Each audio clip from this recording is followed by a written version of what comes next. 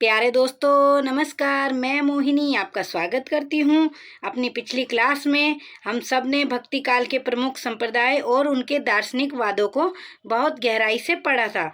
तो आपको याद होगा कि कैसे हमने रामानुजाचार्य के विशिष्टाद्वैतवाद और मध्वाचार्य के द्वैतवाद और विष्णु स्वामी व वल्लभाचार्य के शुद्धाद्वैतवाद को समझा था। हमने देखा था कि कैसे इन आचार्यों ने दार्शनिक मतों के जरिए ईश्वर और जीव के संबंध को परिभाषित किया था। अब आप सोच रहे हो कि मैं ये पिछली क्लास की बात क्यों बता रही हूँ, क्योंकि आज की क्लास का सीधा कनेक्शन हमारी पिछली क्लास से ही है। पिछली क्लास में जो दार्शनिक नींव हमने तैयार की थी, आज उसी नींव पर एक समझिए हम एक बहुत भव्य इमारत बनाने खड़ी करने जा रहे हैं। तो आज हम शुरू करने जा रहे हैं भक्ति काल में सगुण भक्ति काव्यधारा के अंतर्गत राम भक्ति शाखा की। तो चलिए समय न गवाते हुए क्लास स्टार्ट करते हैं।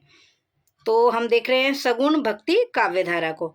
जिन भक्त कवियों ने ईश्वर को सगुण साकार मानकर उनकी उपासना में काव्य रचना की, उनके द्वारा रचित काव्य सगुण भक्ति काव्यधारा के नाम से जाना जाता है। ये तो सिंपल सी परिभाषा है, ये आपको अभी तक याद भी हो चुकी होगी। ठीक है, देख लेते हैं। जैसे कि आपको पता है सगुण भक्ति काव्य धारा की दो शाखाएं हुई। निर्गुण भक्ति की दो हुई थी, संत और सूफी, और सगुण भक्ति की भी दो हुई, राम भक्ति और कृष्ण भक्ति। तो सबसे पहले हम पढ़ेंगे राम भक्ति। तो सबसे पहले राम भक्ति हम क्यों पढ़ेंगे? क्योंकि कालक्रम और वैचारिक विकास के हिसाब से सबसे पहले राम काव्य धारा पढ़ाना सही रहता है। क्योंकि रामानंद जी का स्थान सगुण भक्ति की नींव में स्वामी रामानंद जी का बहुत बड़ा योगदान है, जिन्होंने हिंदी में राम नाम का प्रसार किया है। कबीर दास जी भी रामानंद जी के ही शिष्य थे, जिन्हें हम निर्गुण काव्यधारा में पढ़ चुके हैं। इसलिए कबीर से रामानंद और फिर रामानंद से राम काव्य को जोड़कर हम जो है आसानी से पढ़ पाएंगे। मर्यादा और लोकमंगल काव्य की बात करें तो राम काव्य समाज को एक ढांचा देता है, जबकि कृष्ण काव्य लोक रंजन और माधुर्य प्रेम की तरफ एक तरीके से ले जाता है। तो पहले क्या होता है, पहले मर्यादा की बात करना, या जैसे राम काव्य में जो चीज़ें फॉलो की जाती है आदर्श वगैरह, तो उनको पढ़ना ही अधिकतर उचित रहता है। तो इसीलिए सबसे पहले हम पढ़ेंगे राम काव्य धारा, या कहें राम भक्ति शाखा। ठीक है।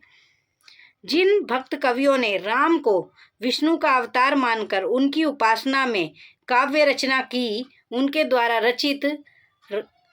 रचित काव्य राम भक्ति शाखा के नाम से जाना जाता है। ठीक है।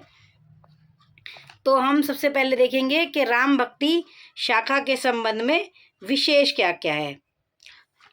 सबसे पहले आप ये ध्यान से सुनिए कि ये क्वेश्चन जो इनसे बनते हैं वो परीक्षा की दृष्टि से बहुत बहुत महत्वपूर्ण, यहाँ से वन लाइनर क्वेश्चन जो है बनते हैं डायरेक्ट। जैसे कि क्वेश्चन आ जाता है कि राम भक्ति परंपरा के प्रथम आचार्य कौन थे, प्रथम राम भक्त कवि कौन थे, इस काव्यधारा का आदि स्रोत कौन सा है, हिंदी में इसके प्रवर्तक कौन है, और इस धारा के प्रतिनिधि कवि या कहें सबसे बड़े कवि कौन है। तो इस तरह के क्वेश्चन इनसे बनते हैं। ठीक है, तो ये आप नोट कीजिएगा ध्यान से बिल्कुल।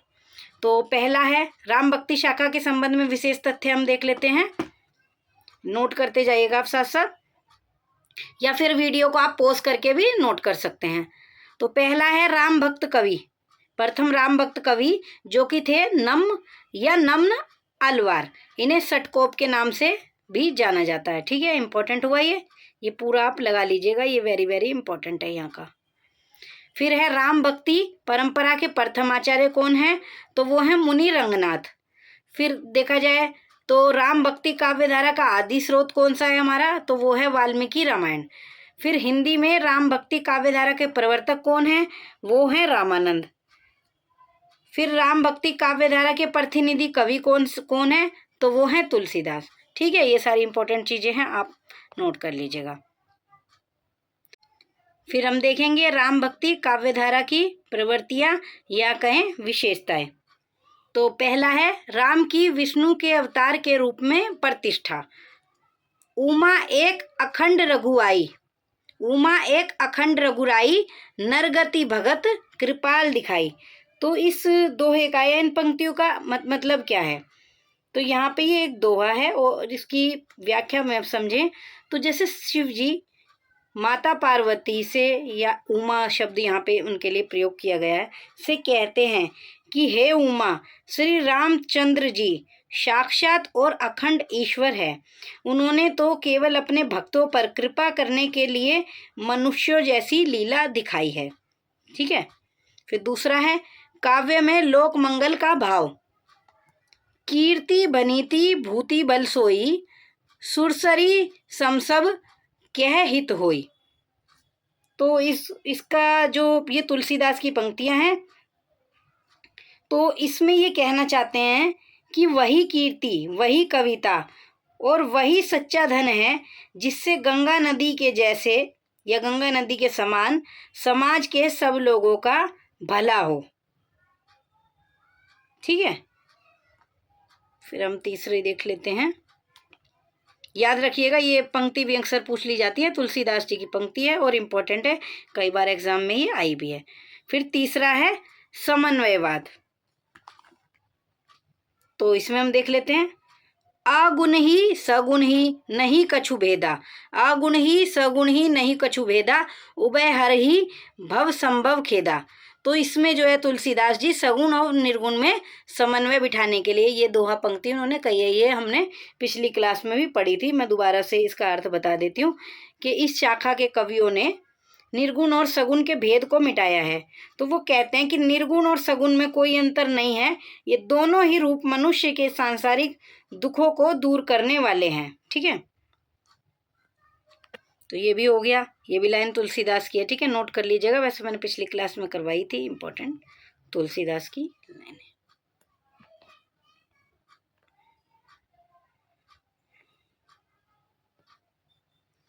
तो फिर राम भक्ति शाखा के बारे में हम कुछ विशेष चीज़ें और देख लेते हैं। और ध्यान रहे ये भी मतलब इनसे बहुत ही डिटेल में क्वेश्चन बन जाते हैं, तो ये नोट करके चलिएगा। जैसे कि राम शब्द का सबसे पहला उल्लेख कहाँ मिलता है?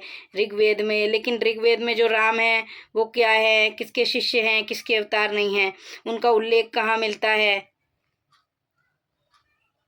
तो पढ़ लेते हैं इसे। राम शब्द का उल्लेख सबसे पहले ऋग्वेद में सौमित्र ऋषि के शिष्य के रूप में मिलता है। ठीक है, इम्पोर्टेंट। ये राम वाल्मीकि रामायण के राम से भिन्न है।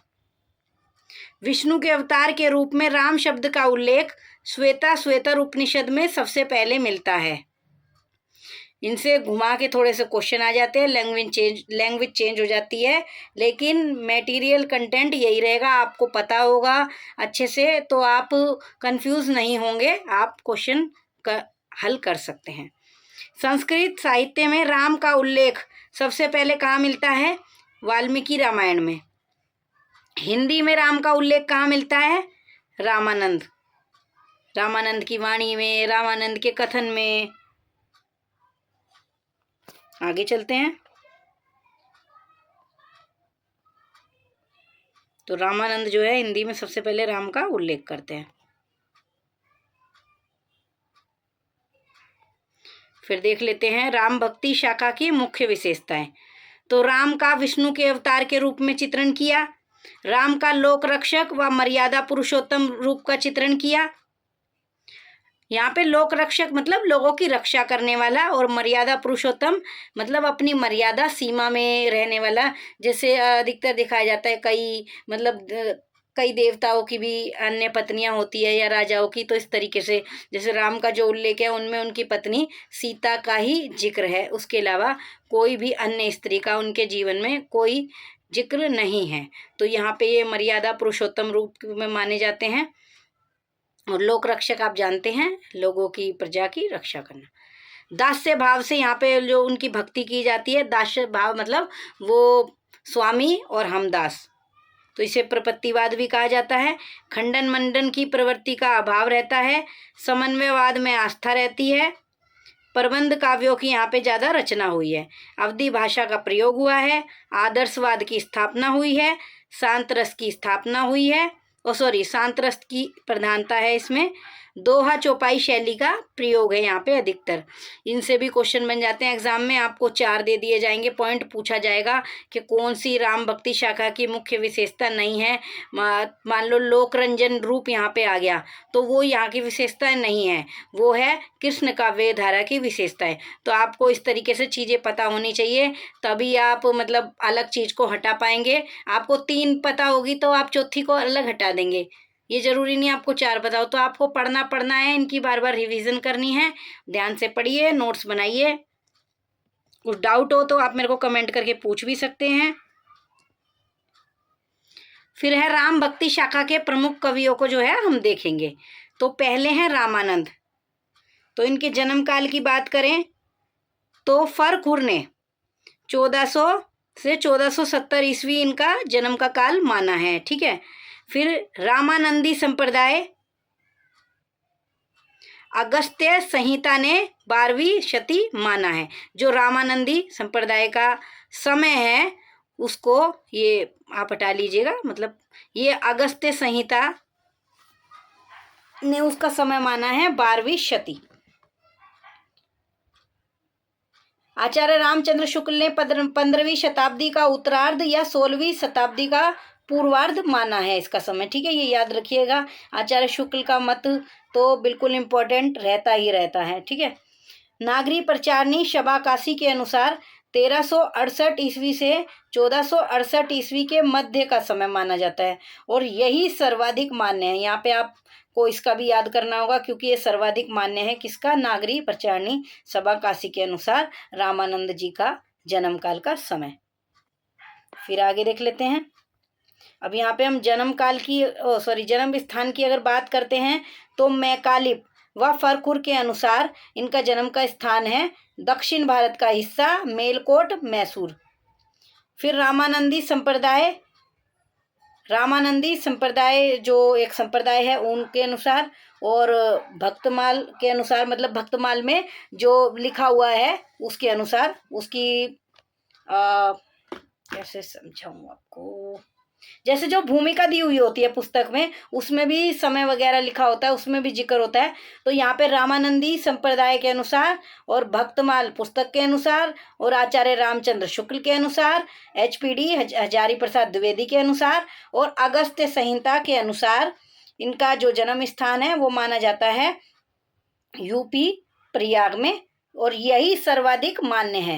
ये ऊपर वाला इतना मान्य नहीं है, तो ये आपको जरूर याद रखना है, ये नीचे वाला मोस्ट इम्पोर्टेंट है। फिर गुरु के इनकी बात करें तो गुरु थे इनके राघवानंद या फिर राघवाचार्य कहा जा सकता है। रामानंद रामानुजाचार्य की शिष्य परंपरा में आते हैं, ठीक है, ये इम्पोर्टेंट है। फिर हम बात करें रामानंद के शिष्य कौन कौन हुए, तो नाभादास ने, जिन्होंने भक्तमाल लिखी थी, नाभादास ने भक्तमाल में 12 शिष्य माने हैं। किसके, रामानंद के, ये इंपॉर्टेंट है। पहले हैं अनंतानंद, फिर है सुखानंद, नरयानंद या नरहरिदास, सुरानंद, भावानंद, धन्ना, पीपा, कबीर, सेन नहीं है, ये सेना है, रेदास, सुरसुरी, मतलब कहीं कहीं पर सेन नाम से भी जाना जाता होगा, तो आप सेना याद रखें। अगर सेना नहीं भी लिखा होगा, सेन लिखा होगा तो आप याद रख लेंगे। सुरसुरी 2 शिष्या, पद्मावती 2 शिष्या, ठीक है, तो ये हो गई 12। हाँ, और एक इम्पॉर्टेंट लाइन और देखेंगे आप कि नागरी प्रचारणी सभा काशी ने रामानंद के 12 नहीं अपितु 12.5 शिष्य माने हैं। ये मैंने 12 शिष्य आपको नाम बताए, लेकिन नागरी प्रचारणी सभा काशी जो है वो कहती है रामानंद के 12 नहीं 12.5 शिष्य हैं। तो आप सोचेंगे आधा शिष्य कौन सा है, तो आधा शिष्य खुद संपूर्ण भक्ति काल को उन्होंने माना है, ठीक है, याद रखिएगा। 12 ये हो गए और आधा शिष्य इन्होंने संपूर्ण भक्ति काल को माना है। आगे देख लेते हैं इनकी रचनाएं कौन कौन सी हुई। रचनाएं इनकी हैं राम रक्षा स्रोत, फिर है वैष्णव मताज्ब भास्कर, फिर है राम तारक मंत्र, योग चिंतामणि, राम आरती, श्री रामार्चन पद्धति और हनुमान आरती। उत्तरी भारत में भक्ति की लहर लाने का श्रेय रामानंद को जाता है। याद रखिएगा, मोस्ट इम्पोर्टेंट लाइन। और ये इनमें से ये रचनाएं भी मैं बता देती हूँ आपको। ये इम्पोर्टेंट है, ये इम्पोर्टेंट है, ये इम्पोर्टेंट है, ये इम्पोर्टेंट है, ये वैसे तो लगभग सभी इम्पोर्टेंट है।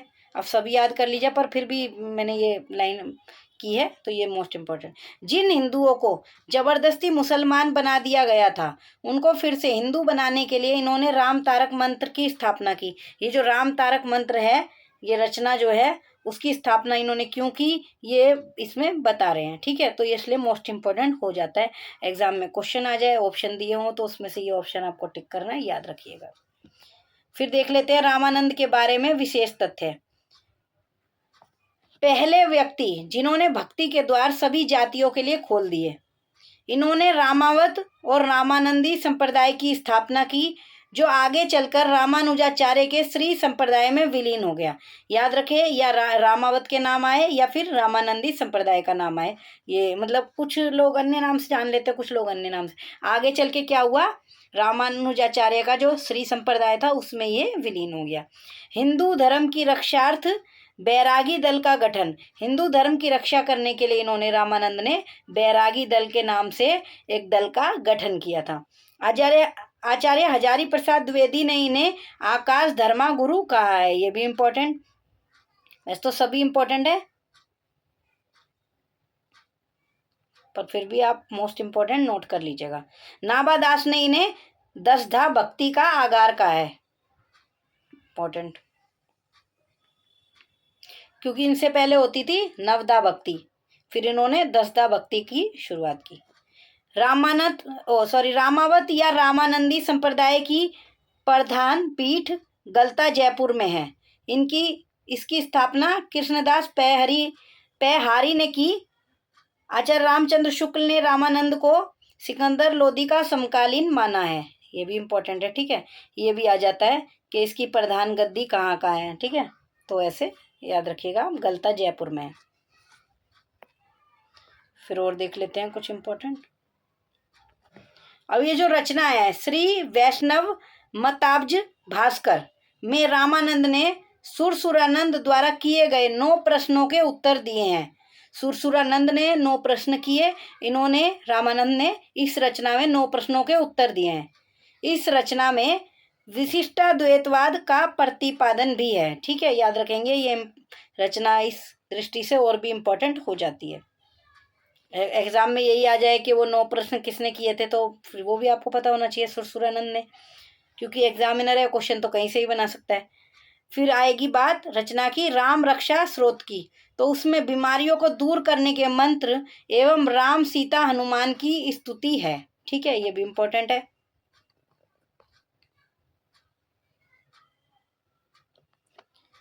श्री रामार्चन पद्धति में राम की उपासना से संबंधित मंत्र हैं।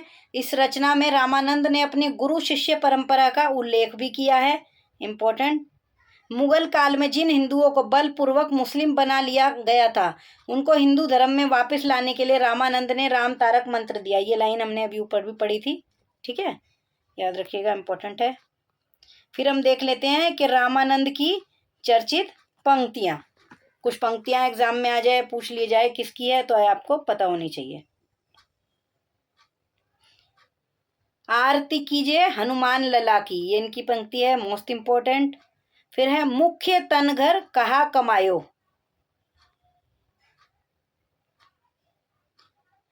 हरि बिन जन्म वृथा खोयो रे। आशा नदी निकुट नहीं जाई। भरम सब दिए बहाई। मतलब ये लंबे लंबे पॉइंट थे, मैंने थोड़े छोटे छोटे पॉइंट याद रखे हैं, क्योंकि आपको शुरू की यह लाइन याद हो जाएगी तो आप रिलेट कर लेंगे। उसमें कोई 3-4 लाइन के नहीं आएगा, छोटा सा ही आएगा, इतना बड़ा क्वेश्चन वो बनाते नहीं है। ये लाइनें आपको याद होनी चाहिए आगे की। फिर हम देख लेते हैं रामानंद के बारे में कबीर की उक्ति। कबीर क्या कहते हैं रामानंद जी के बारे में? भक्ति द्राविड़ उपजी लाए रामानंद, कबीर ने प्रकट किया 7 दीप 9 खंड। ये कबीर किसके बारे में कहते हैं? रामानंद जी के बारे में। तो ये क्यों कहते हैं? क्योंकि भक्ति का जन्म दक्षिण भारत में या कहें द्राविड़ देश की तरफ हुआ था, लेकिन उसे उत्तर भारत में लाने का श्रेय पूरा स्वामी रामानंद जी को जाता है, जिसे कबीर ने फिर बाद में पूरे संसार में फैला दिया।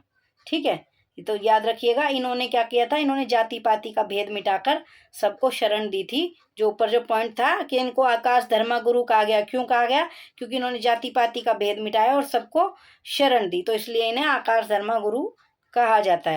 तो आज की क्लास में इतना ही। अगली कक्षा में हम देखेंगे तुलसीदास जी को, जो कि इस शाखा के सबसे बड़े कवि हैं। उनको हम डिटेल में पढ़ेंगे। तो तब तक के लिए पढ़ते रहिए। जल्दी मिलते हैं अगली कक्षा में। नमस्कार। आपका कोई भी अगर क्वेश्चन है तो आप कमेंट बॉक्स में वो पूछ भी सकते हैं।